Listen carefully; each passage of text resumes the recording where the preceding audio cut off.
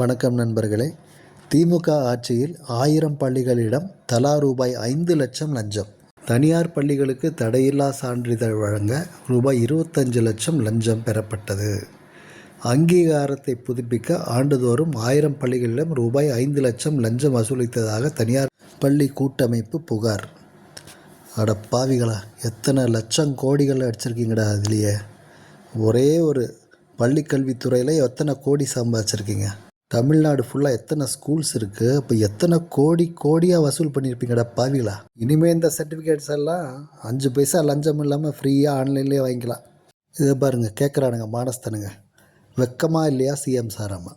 ஆட்சி பொறுப்பேற்ற ஒரு மாதத்துலேயே தாவேக்கா நிர்வாகிகள் பயங்கர அராஜகம் பண்ணுறாங்களாம். கற்பனைக்கே எட்டாத அளவுக்கு கொடுமைகள்லாம் பண்ணிகிட்ருக்குறாங்களாம். தினம் செய்தியை பார்த்தா பதறுதான். சொந்த கட்சிக்காரங்களையே உங்களால் கண்ட்ரோல் பண்ண முடியலையே, ராஜினாமா பண்ணுங்கன்னு சாவறானுங்க. எப்படியாவது இந்த ஆட்சியை கவுத்தி அவங்க வந்துடணும், ஆட்சியை பிடிச்சிடணும் மறுபடியும் பழையபடி. அப்போ தானே கோடிகளை கொள்ளையடிக்க முடியும். அவனுக்கு தோற்றதை அவனுங்களால் ஒத்துக்கவே முடியல. தினம் அழுது புலம்பி எப்படியாவது ஆட்சியை கவுத்தணும்னு துடிக்கிறானுங்க. ஏன்னா இவனுங்க பண்ண ஊழல்லாம் இனி வெளியே கொண்டு வந்துடுவாங்களா, அதான் அவனுங்களுக்கு பயமே. நான் முதல்வன் திட்டத்தின் பெயர் மாறலாம், ஆனால் திட்டத்தின் நோக்கம் மாறாது. திராவிட மாடல் திட்டங்கள் உள்ளவரை திமுக தான் ஆட்சியில் இருக்குமா. கேட்டு நல்லா புரிஞ்சுக்கோங்கப்பா.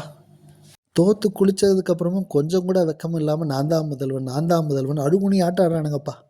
ஆட்சிக்கு வந்து 30 நாளில் ஏகப்பட்ட பிரச்சனை நடக்குதான் தமிழ்நாட்டில். சட்ட ஒழுங்கெல்லாம் கெட்டு போச்சான். அப்போ மட்டும் தாவே காட்சியா. ஆனால் மக்களுக்கு பயன்படுற திட்டங்கள் தொடரட்டுமே அப்படின்னு சொல்லிட்டு போதுன்னு விட்டால் அவனுக்கு ஆட்சி தான் நடக்குதுன்ட்டு சொல்லிட்டு இருக்கிறானுங்க. இது என்ன காமெடின்னு ஒன்றுமே புரியலப்பா. இவனுக்கு எப்படி தான் சென்ஸே இல்லாமல் பேசிகிட்டு இருப்பானுங்க போல இருக்குது, லூசு பசங்க.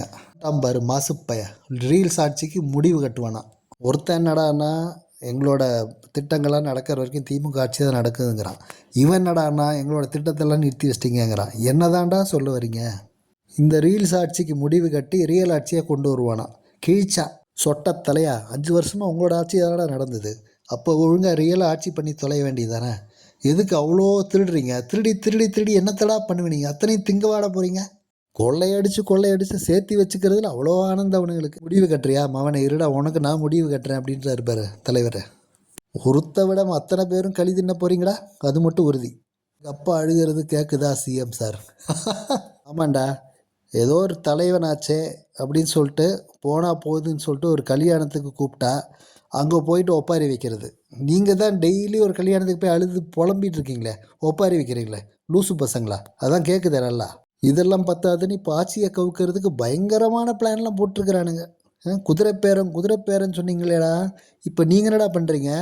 ஒரு எம்எல்ஏக்கு 35லேருந்து 40 கோடி தருவீங்களா நீங்கள்? அப்போ இதென்ன பேரன்டா? கேட்டால் ஊருக்குள்ளே டைனாசர் பேரன்றானுங்க. ஒருத்தனையும் விட்டு வைக்கக்கூடாதுன்னு செய்ய ஆர்டர் போட்டிருக்காரு. இனி ஒருத்தராக செக்க வைக்குங்கடா மானங்கட்ட பயலுகளா.